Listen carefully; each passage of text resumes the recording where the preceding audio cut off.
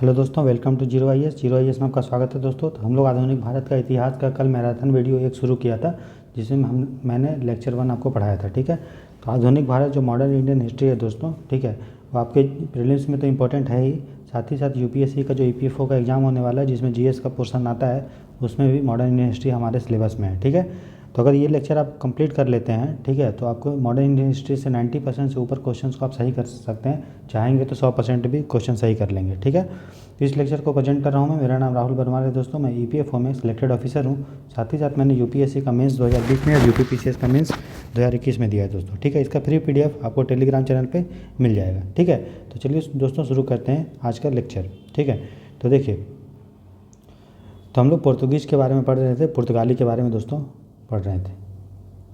ठीक है, तो मैंने क्या बताया था, जो पुर्तगाली है वो पहला बार जो है, जो देश जो इंडिया में आया वो थे पुर्तगाली। ठीक है, इन्होंने पहली फैक्ट्री कहाँ लगाया दोस्तों? कोचीन में। कोचीन कहाँ है? केरल में। तो 1503 में लगाया।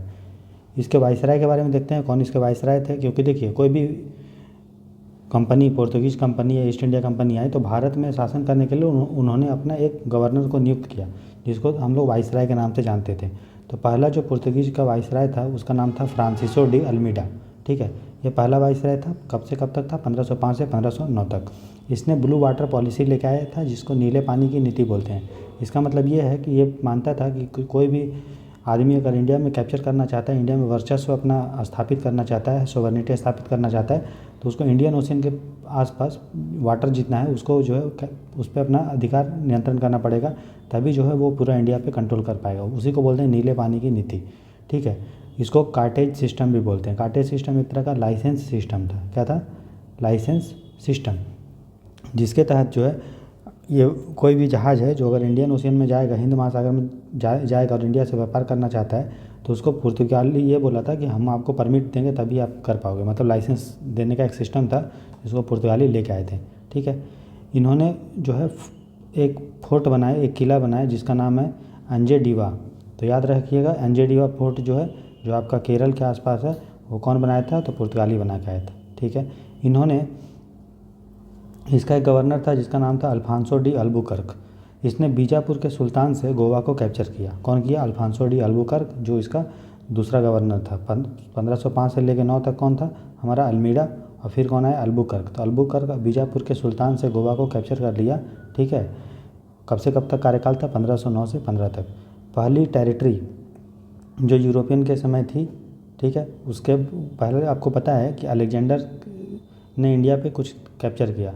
उसके बाद जो यूरोपियन जो इंडिया पे कैप्चर किया वो कौन थे दोस्तों? पुर्तगाली थे। ठीक है, तो सीधे अलेक्जेंडर के बाद सीधे पुर्तगाली लोग आए, जो एक यूरोपियन था जो इंडिया पे कैप्चर किया पावर। ठीक है, फिर अल्बुकर्क ने जो सती सिस्टम था, ठीक है, उसको एबोलिश करने का, दूर करने का प्रयास किया था।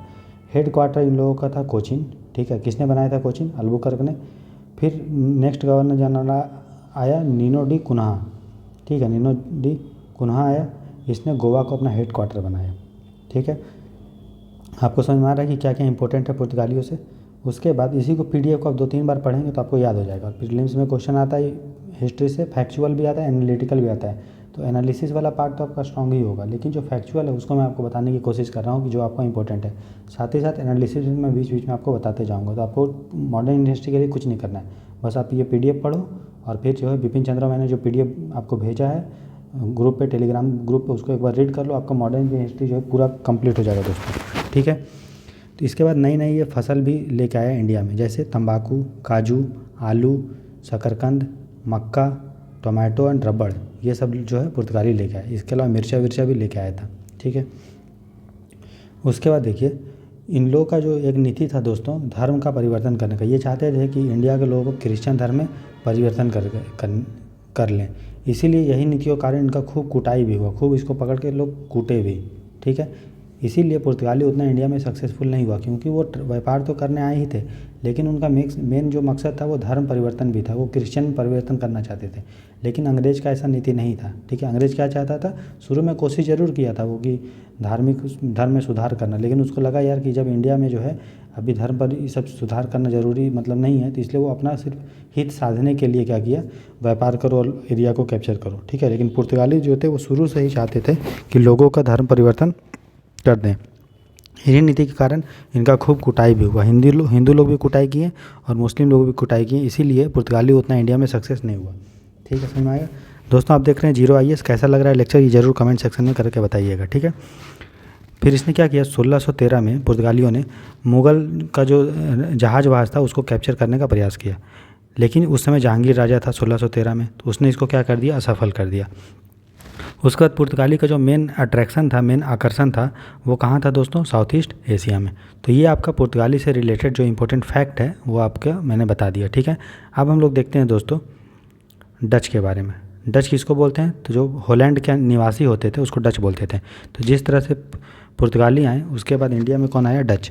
तो पहला जो डच यात्री इंडिया में आया था उसका नाम था हार्टमैन या हाउटमैन। देखो दोस्तों, आपको पूरा एग्जैक्ट नाम नहीं पता करना है।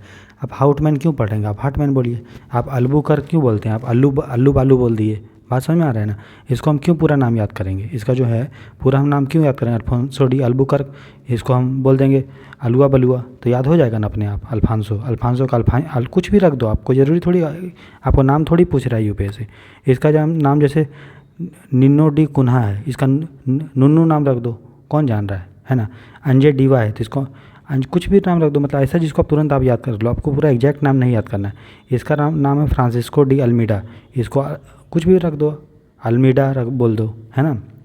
तो इस तरह से आपको याद करना, पूरा नाम जानने का ज़रूरत नहीं है। तो पहला जो डच यात्री था उसका नाम था हटमैन या हाउटमैन। कब आया था, 1596 में। डच ईस्ट इंडिया कंपनी बनी थी दोस्तों व्यापार करने के लिए इंडिया में, वो बनी थी 1602 में। इनका जो मेन इंटरेस्ट था वो इंडिया में नहीं था, कहाँ था, इंडोनेशिया में। इन्होंने श्रीलंका को पुर्तगालियों से जीत लिया, और फिर बाद में हम देखेंगे कि श्रीलंका को अंग्रेज़ जो है पुर्तगाल इसको हरा के, डच को हरा के ले लेते हैं। तो डच ने पुर्तगालियों से श्रीलंका को जीत लिया। ठीक है, इन्होंने पहला फैक्ट्री कहाँ बनाया, पुर्तगाली कहाँ बनाए थे, कोचिन में, और ये कहाँ बनाया, मछलीपट्टनम में, या मसूलीपट्टनम भी बोलते हैं। कहाँ है दोस्तों, आंध्र प्रदेश में। एपी माने आंध्र प्रदेश। इन्होंने पुलिकट कहाँ है, आंध्र प्रदेश और तमिलनाडु के बॉर्डर में।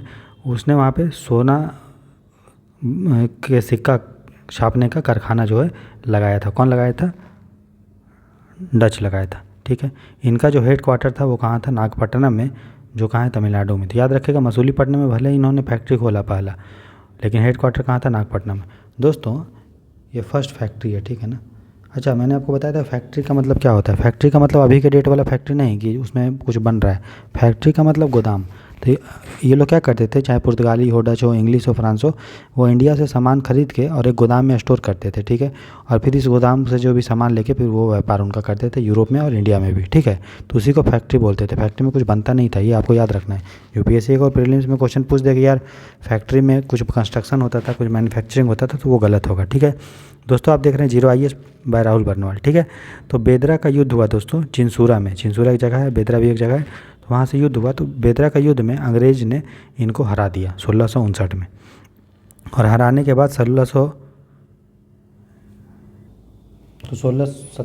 में 1759 में बेदरा का युद्ध हुआ चिंसूरा में। कमेंट सेक्शन में करके बताइए कि बेदरा कहाँ है दोस्तों।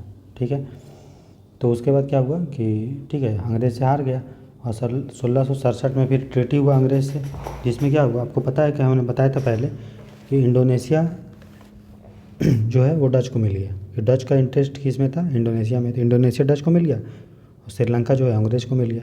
समझ में आ रहा है ना। तो इंडोनेशिया किसको मिला, डच को, और श्रीलंका किसको मिला, अंग्रेज़ को। एक संधि हुई थी, समझ में आया। तो सबसे पहले कौन आए थे इंडिया में, पुर्तगाल, फिर कौन आए थे, डच, फिर कौन आए थे, इंग्लिश, और फिर कौन आए थे, डेंस, और लास्ट में कौन आए थे, फ्रांस। ठीक है, पुर्तगाली जो थे सबसे पहले आए और सबसे लास्ट में गए। ठीक है, और अंग्रेज़ जो है सबसे पहले आए थे, सबसे लास्ट में आए और सबसे पहले गए, है कि नहीं। अब हम लोग देखते हैं दोस्तों, हम लोग को डच के बाद इंग्लिश पढ़ना चाहिए था, लेकिन इंग्लिश का बड़ा है, तो हम लोग डेनिश के बारे में देख लेंगे। तो डेनिश मतलब डेनमार्क के लोग। तो डेनिश ईस्ट इंडिया कंपनी बनी थी दोस्तों। कहीं कहीं बुक में लिखा है 1616 और कहीं कहीं लिखा है 1620। तो आपको जो रहेगा ऑप्शन में उसके अनुसार आप मारेंगे। ठीक है दोस्तों, आप देख रहे हैं zero IAS by Rahul Barnwal. ठीक है, चैनल पे। तो डच का कहाँ कहाँ वो लोग इंडिया में रहे थे, या कहाँ कहाँ अपना फैक्ट्री बनाए थे, क्या किए थे। तो त्रावणकोर कहाँ है दोस्तों, तमिलनाडु में। तो 1620 में तमिलनाडु में जो है अपना इस्टेब्लिशमेंट बनाए, अपना फैक्ट्री बनाए, सब चीज़ किए। ठीक है, और श्रीरामपुर कहाँ है, बंगाल में। तो बंगाल में 1676 में बनाए। तो ये डायरेक्ट क्वेश्चन आ सकता है कि डेनिश ने अपने कहाँ कहाँ फैक्ट्री बनाया, कहाँ कहाँ इस्टेब्लिशमेंट किया, तो याद रखिएगा त्रावणकोर, या जिसको इंग्लिश में बोलते हैं ट्रांक्विवार, और वेस्ट बंगाल में श्रीरामपुर है, ठीक है, 1676 में। इनका जो हेड क्वार्टर था वो क्या था, श्रीरामपुर, जो आपका कहाँ है, बंगाल में, ठीक है। 1845 में इन्होंने अपने फैक्ट्री को अंग्रेज़ों को बेच दिया और इंडिया से जो है चले गए, ठीक है। कौन, डेनिस, समझ में आ गया। और अंग्रेज़ के बाद कौन आया, भारत में ही आया है ना, तो इंग्लिश के बाद ना डेनिस आए, ठीक है, आप समझ में आ गया। तो हम लोगों ने पुर्तगाली पढ़ लिया, हम लोगों ने डच पढ़ लिया, हम लोगों ने डेनिस पढ़ लिया। अब हम लोग दोस्तों अंग्रेज़ के बारे में पढ़ेंगे कि किस तरह से अंग्रेज़ इंडिया में आए थे और कहाँ कहाँ शासन किए थे, ठीक है। तो देखिए, इंग्लिश ईस्ट इंडिया कंपनी जो है दोस्तों, वो 1599 में बनी थी, ठीक है, अकबर के टाइम में। कौन बनाया था, मर्चेंट एडवेंचरर, मतलब कुछ मर्चेंट का ग्रुप था, उन्होंने बनाया था। तो क्वीन एलिजाबेथ जो थी उस समय, उन्होंने चार्टर दिया था, चार्टर मतलब अधिकार पत्र होता है। तो 31 दिसंबर 1599 को इनको एक चार्टर दिया गया कि आप जो है पूर्व के साथ, मतलब देखो ब्रिटेन कहाँ है दोस्तों, अगर हम देखेंगे तो ये हमारा यूरोप है और इंडिया यहाँ पे है। तो ब्रिटेन का पूर्व क्या हुआ, इस तरफ। तो ईस्ट इंडिया कंपनी को व्यापार के लिए परमिशन दिया गया कि आप जो है ब्रिटेन के पूर्व में, मतलब इस तरफ व्यापार कर सकते हैं, ठीक है।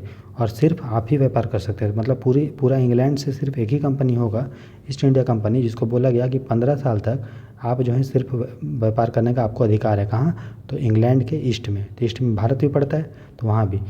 तो ये दिया गया शुरू में 1599 में, 15 साल के लिए दिया गया। लेकिन जैसे ही 1609 आया तो इसको अनिश्चित काल के लिए बोल दिया गया कि इंग्लैंड की तरफ से जो भी कंपनी व्यापार करेगी ईस्ट में, पूर्व में, वो सिर्फ और सिर्फ East India Company, English East India Company ही करेगी, ठीक है दोस्तों, समझ में आ गया। तो कैप्टन विलियम हॉकिंस, ठीक है, अंग्रेज़ का एक अधिकारी था, उसने एक जहाज़ से जिसका नाम था हेक्टर आया था इंडिया, और जहांगीर के दरबार में आया था 1608 में। तो किसके दरबार में आया था, 1608 में जहांगीर के दरबार में। जहाज़ का क्या नाम था, हेक्टर। तो जब वो आया तो 1608 में उसने जो है परमिशन लिया जहांगीर से कि हम लोग जो है सूरत में फैक्ट्री लगाना चाहते हैं। तो सूरत में उसको अस्थाई टेम्पररी फैक्ट्री खोलने का आज़ादी मिला। 1613 में सूरत में उसने वही फैक्ट्री को टेम्पररी से हटा के क्या कर दिया, परमानेंट, अस्थाई बना दिया, ठीक है। तो जहांगीर ने परमिशन दिया था अंग्रेज़ों को कि आप मुग़ल साम्राज्य के वेस्ट कोस्ट में, जैसे इंडिया ये है तो वेस्ट कोस्ट इधर है, तो आप पश्चिमी तट पे, पश्चिमी किनारे पे जो है लगा सकते हो फैक्ट्री, ठीक है। ये बोला गया, इसीलिए सूरत में जो है फैक्ट्री उन्होंने लगाया। बात समझ में आया। सूरत कहाँ है, गुजरात में, और गुजरात कहाँ है, वेस्ट में।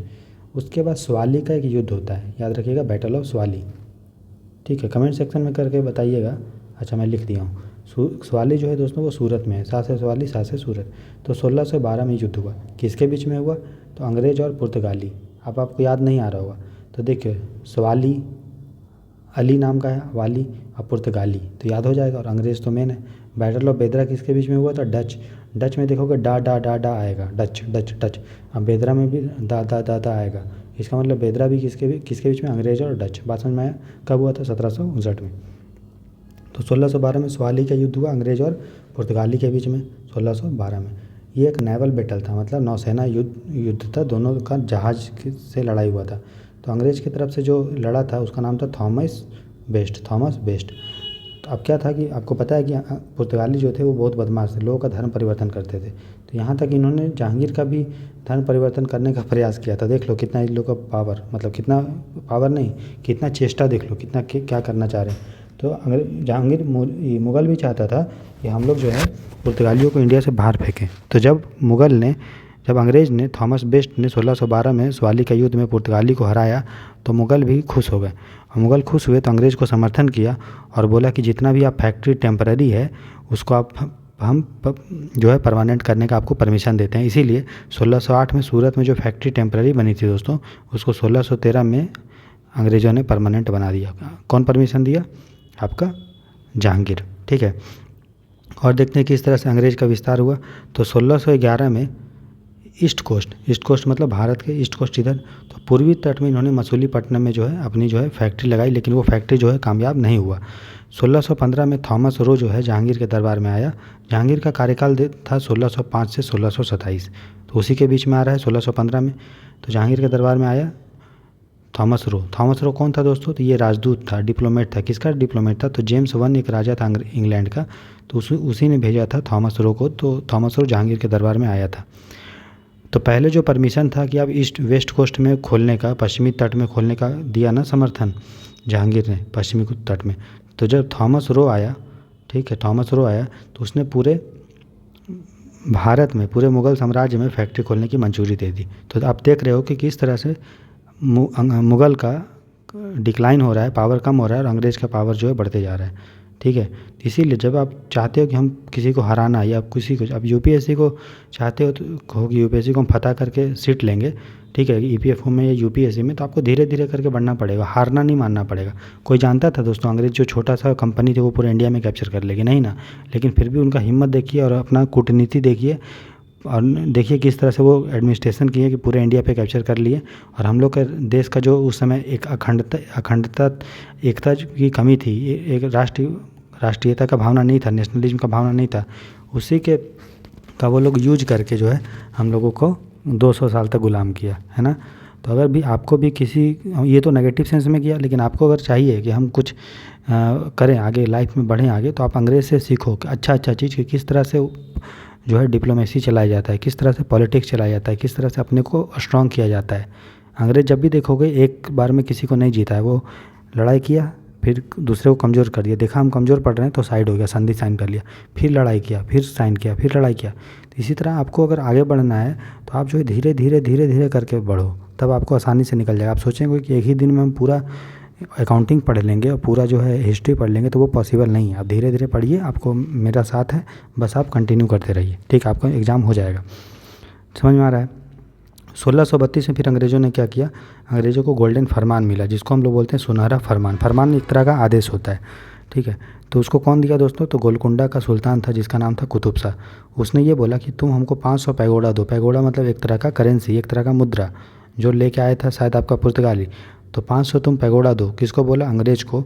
और बदले में क्या ले जाओ? तो बोला कि गोलकुंडा का जो बंदरगाह है उसमें आपको व्यापार करने की आज़ादी देते हैं। देखो, मात्र 500 रुपया में गोलकुंडा में व्यापार करने का आज़ादी मिल गया। किसको मिल गया? अंग्रेज़ को। इसीलिए इसको गोल्डन फरमान बोलते हैं। कौन दिया था? गोलकुंडा का सुल्तान कुतुब शाह दिया था। कब दिया था? 1632 में, ठीक है। आपको 2-3 बार देखेंगे अपने याद हो जाएगा, आपको रटना नहीं पड़ेगा। 1639 में क्या हुआ? फ्रांसिस डे था, एक अंग्रेज़ था, ठीक है ना। इसने मद्रास को रेंट पे लिया। किससे लिया? तो इसे यूपीएससी क्वेश्चन पूछा भी था। उसका नाम है धामरला वेंकटद्री नायक। आप याद कर लो कि वेंकटद्री नायक से लिया। तो वेंकटद्री नायक कौन था? राजा था। कहाँ का? चंदेरगिरी का। चंदेरगिरी कहाँ है दोस्तों? कमेंट सेक्शन में करके बताइए कहाँ है, कर्नाटक में है कि तमिलनाडु में चंदेरगिरी। तो चंदेरगिरी के राजा जो था वेंकटद्री नायक, उससे फ्रांसिस डे जो एक अंग्रेज़ था, उसने मद्रास को उधार में रेंट पे ले लिया। तो ये चंदेरगिरी का राजा जो था वेंकटगिरी नायक, वो कौन था? तो ब्रिटेन साम्राज्य जो था, ब्रिटेन बोल रहा हूँ, विजयनगर साम्राज्य आपको पता है बहुत बड़े एरिया में था, पूरा यहाँ तक आपका विजयनगर साम्राज्य था। तो इसका जो एक छोटा सा गवर्नर था, छोटा सा प्रतिनिधि जो था दोस्तों, वो आपका कौन था? वेंकटगिरी नायक। मतलब ब्रिटेन जो विजयनगर साम्राज्य था उसी के अंदर में था ये वाला नायक, और उसी से परमिशन लिया फ्रांसिस डे ने, जो एक अंग्रेज़ था, कि हमको मद्रास जो है उधार में दो। तो वेंकटगिरी को क्या फ़ायदा हुआ? वेंकटगिरी को ये फ़ायदा हुआ, ये जो वेंकटगिरी था, ठीक है, थोड़ा सा, वेंकटगिरी को क्या फ़ायदा हुआ? तो जितना भी टैक्स कलेक्ट होता था, सीमा शुल्क, ठीक है, कस्टम, सीमा शुल्क को क्या बोलते हैं? कस्टम।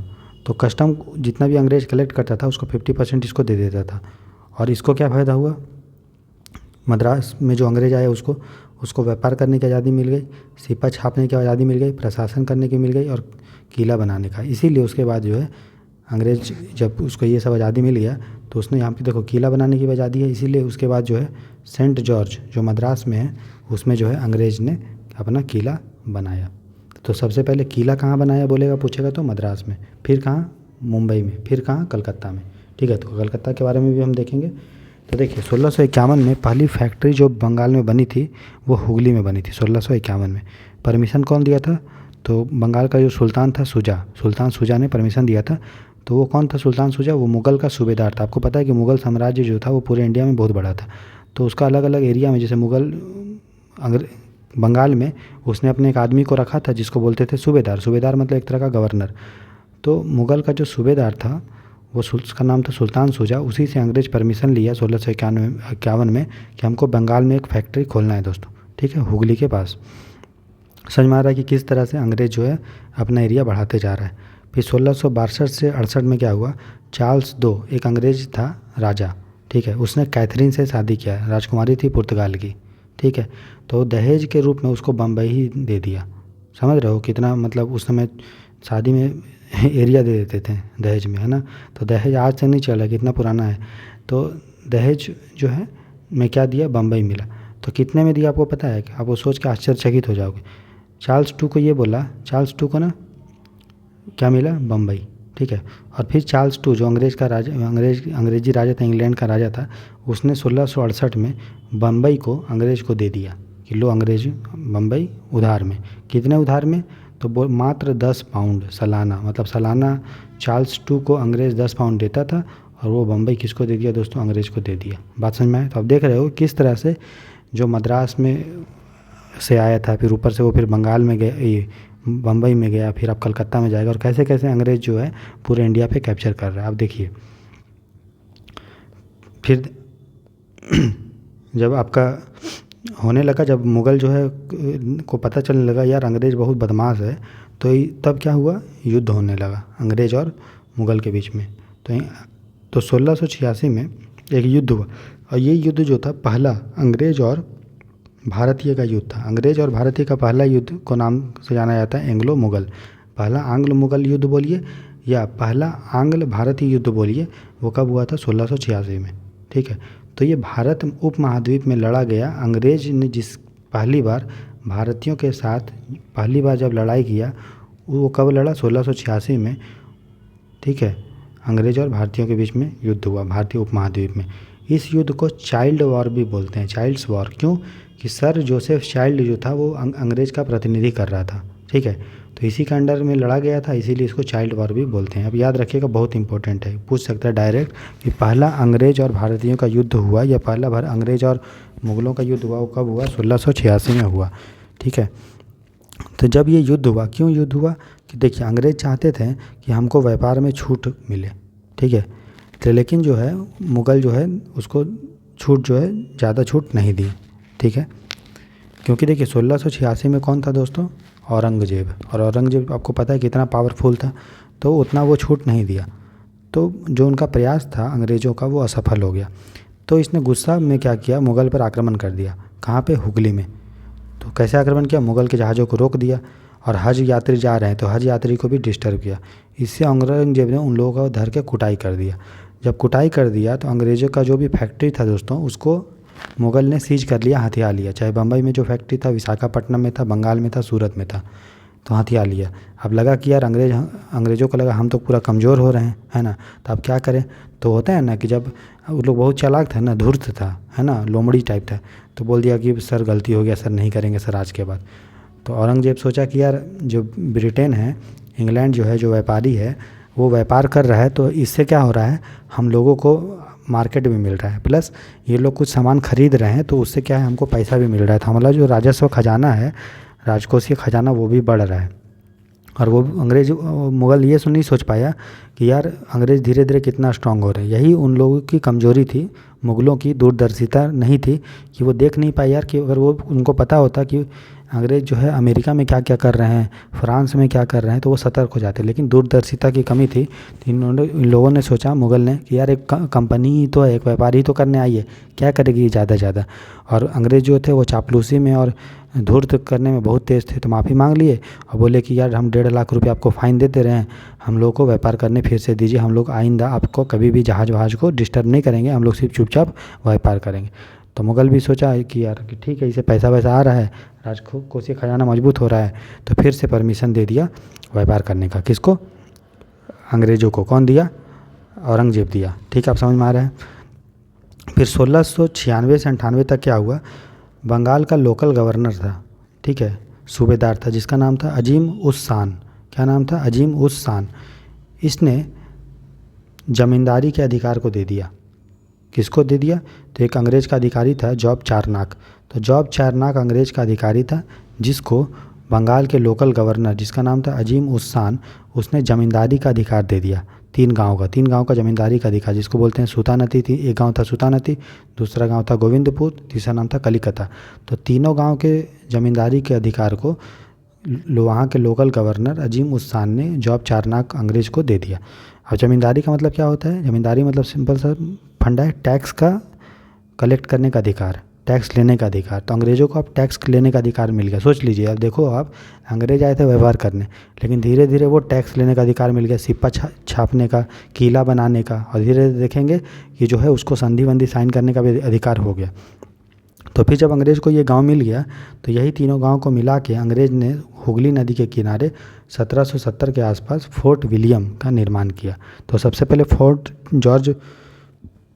सेंट जॉर्ज बना आपका मद्रास में, फिर आपका बम्बई में, उसके बाद फिर आपका कलकत्ता के पास फोर्ट विलियम बनता है जो अंग्रेज़ बनाता है। ठीक है, तो समझ गए दोस्तों, है ना। फोर्ट विलियम का स्थापना किया। फिर 1717 में फिर क्या हुआ, हम देख रहे हैं कि किस तरह से अंग्रेज विस्तार कर रहा है। अब देखो, तो 1717 में क्या हुआ, फारूक सियार था मुग़ल का राजा, ठीक है, जो जहांगीर शाह के बाद आया था फारूक सियार, है ना। 1713 से लेके 1719 तक फारूक सियार था, ठीक है। तो ये मुग़ल का राजा था। इसने एक फरमान दिया जिसको बोलते हैं रॉयल फरमान, इसको मैग्ना कार्टा भी बोलते हैं। मैग्ना कार्टा का मतलब ये होता है कि जो बहुत बड़ा चीज़ होता है, तो ये बहुत बड़ा चीज़ हुआ, बहुत बड़ा चीज़ को अधिकार दे दिया गया, किसको, अंग्रेज़ को। तो किसको दिया गया, उसमें अंग्रेज़ का कौन था, मतलब मेन जो मतलब वो था, लीडर था, वो कौन था दोस्तों, जॉन सरमन। तो जॉन सरमन आया था फारूक सियार के राज दरबार में, उसको रॉयल फरमान मिला, ठीक है। तो कि रॉयल फरमान में क्या क्या लिखा था, बोला था कि अंग्रेज़ों को बंगाल में फ्री में ट्रेड, फ्री में व्यापार करने का अधिकार मिल गया। फ्री में व्यापार आप करो बिना टैक्स दिए। कौन दिया, फारूक सियार, बंगाल में, ठीक है। अब यही जो कारण था दोस्तों बंगाल में फ्री में व्यापार करना, ये कारण था आपका प्लासी का युद्ध होने का, ठीक है। क्योंकि बंगाल का राजा उस समय कौन था, सिराजुद्दौला। तो उसने अपोज किया था, विरोध किया था, भैया कि तुमको फ्री में हम ट्रेड व्यापार करने का अधिकार क्यों देंगे। तो ये बोलता था हमको तो मुग़ल राजा दिया है। तो इसी को लेकर फिर लड़ाई हुआ था, हम लोग देखेंगे प्लासी का युद्ध में, ठीक है। तो शुरू में बंगाल में फ्री व्यापार करने का अधिकार था। धीरे धीरे फ्री में व्यापार करने का अधिकार था वो बढ़ा के गुजरात, हम लिखें जीजे मैंने गुजरात और साउथ इंडिया में भी दे दिया गया कि आपको गुजरात में भी और साउथ इंडिया में भी फ्री में व्यापार करने का अधिकार है।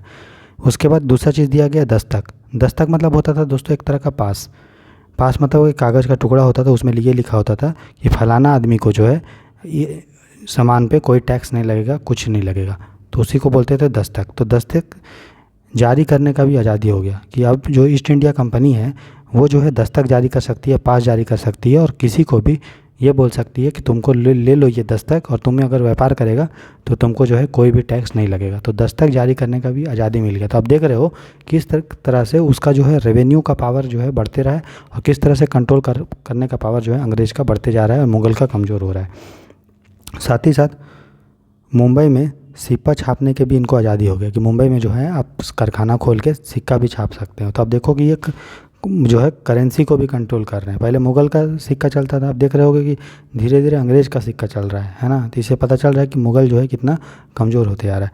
तो फिर बम्बई में सिक्का छापने की आज़ादी हुई, और ये वाला जो आज़ादी है धीरे धीरे पूरे भारत में, यहाँ लिखा हुआ है पूरे भारत में जो है बढ़ा दिया गया।